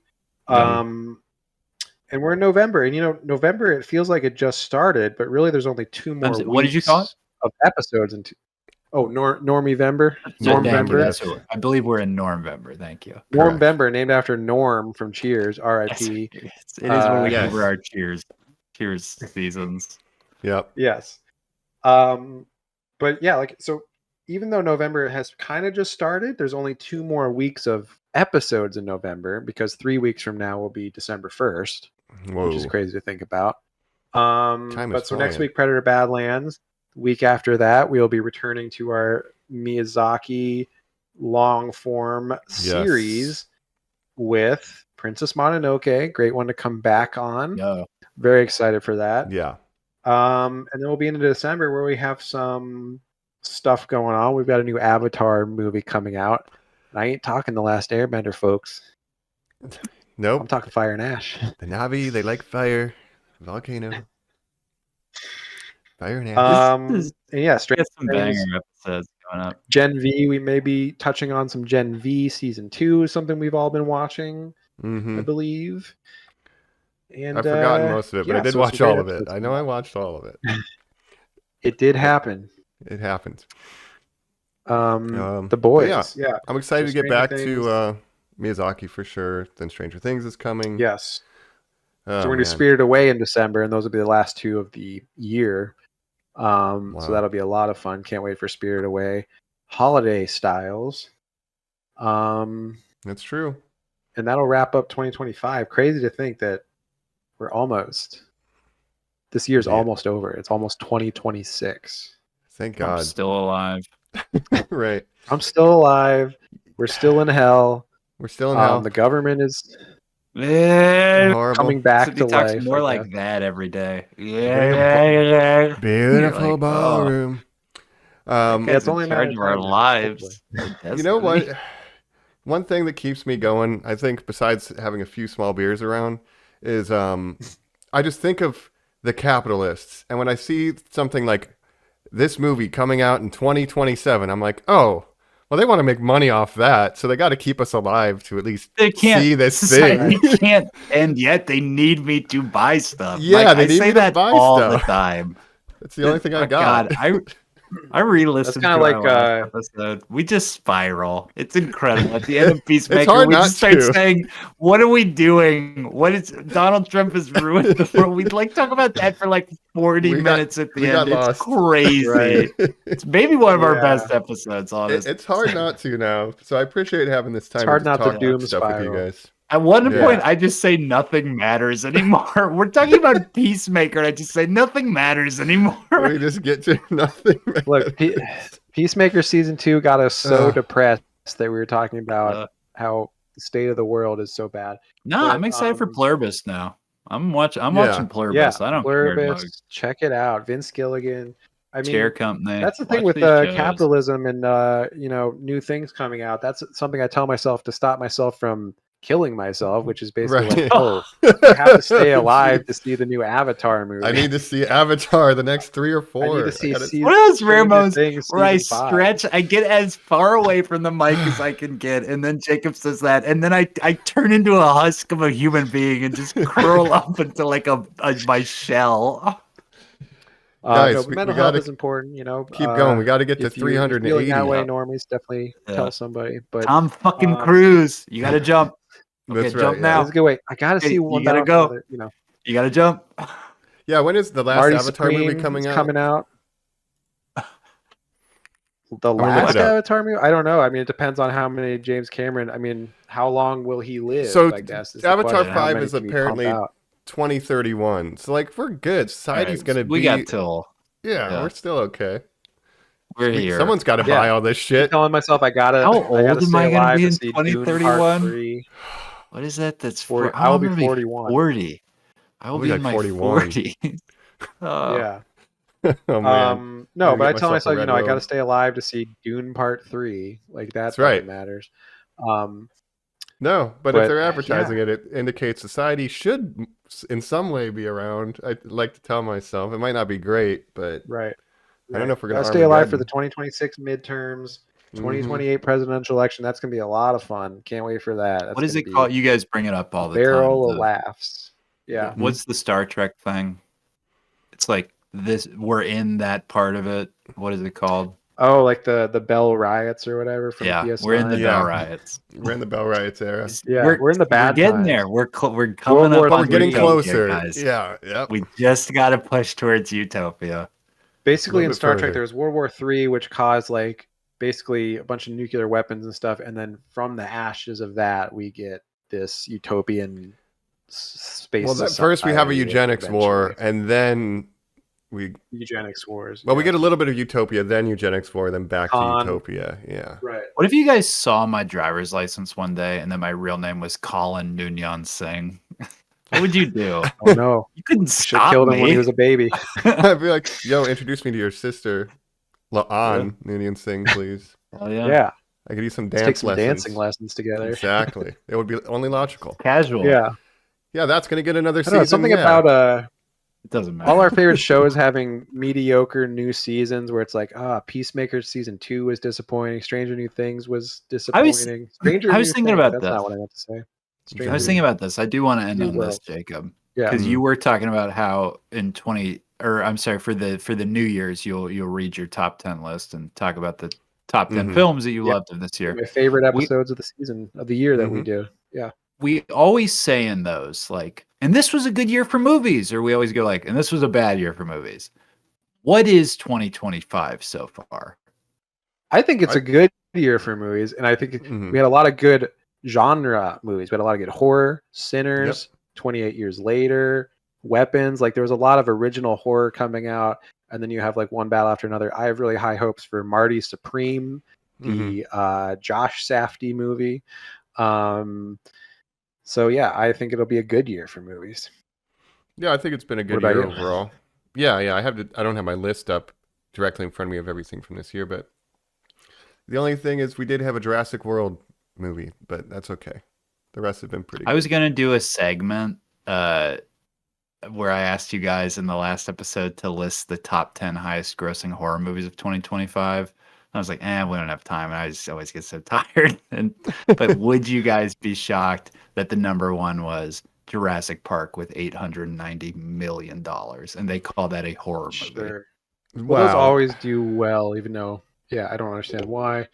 Dinosaurs are popular But I mean, overseas.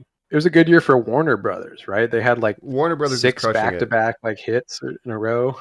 Mhm. Superman came out this year. I mean, come on, it was a good year for. Speaking of anime movies, Super good Mike, movies, I guess. Demon Slayer, that Was Demon crushing. Slayer movie that came out this year was listed number 3, Wow, really? above Sinners. It made more money than Sinners. That is wild. I've never even seen the Demon Slayer series. I'm trying to find my Final Oh, yeah. Destination Bloodlines, that was up there too, right? For That sure. did pretty well. Wow. Nope. Well, Yeah, I and have. Jacob talking about Warner Brothers like it's not about to be put in a dumpster. Yeah, good. Well, that's what's funny. It's like, Oh, they yeah. had like six hits in a row, but also they're like going out of business. I don't know how the business same thing with works. the Democrats, where you're like, Yeah. it's working, it's working. No, what are you doing? What are you- Sell it all. Like, the Well, that next was day, it's just like, yeah. did you just The moderate Democrats who say, "Oh, we have to capitulate to Trump now because people." I mean, I understand. People are not getting their SNAP benefits. People are not getting that is paid. not Like why they did. people That is not Well, at all why they did. No. I think it is. I mean, there's They can real, say it. real people that are What? struggling out there while the government is shut down. But at the same time, every day the government is shut down, it's making Trump and the Republicans look worse politically. And now you're just handing them a win, a political win, a PR win in exchange for nothing, absolutely nothing. And I hope you're the hungry. Republicans are kind of nothing. holding America hostage by saying you can either have SNAP benefits or you can have health care. So do you want to eat or do you want to have health care? Like you can't have both. Those are your two choices though. I don't know. It's insanity. Yeah. Airline workers have been, airport workers have been working for free for like a month. It's like, that's insane to me. Like I would quit my job. I ain't working for free. What are you talking about? Well, yeah. And they'll get back pay. I mean, I'm assuming they'll get back pay. Who knows? But Hell of an assumption. Right. But yeah, it's crazy. it's all insane. Trump's building his ballroom, whatever. It's a real let him eat cake moment. And now you're just handing him a win by saying, "Oh, we're caving on the whole government shutdown." And it was eight Democrats that are responsible for this. And it's all the That's one of dumb them moderate. fucking So Chuck Schumer.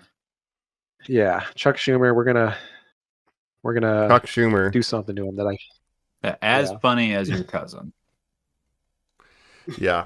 It's That's right, watching- Amy. Jeez, I don't even know.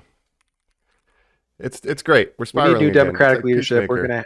We're gonna hang Chuck Schumer. Yeah, We're gonna hang out with him and in suggest that Minecraft. he do better things. Yeah. Yes. in Parody, Minecraft. parody, yeah. Parody law.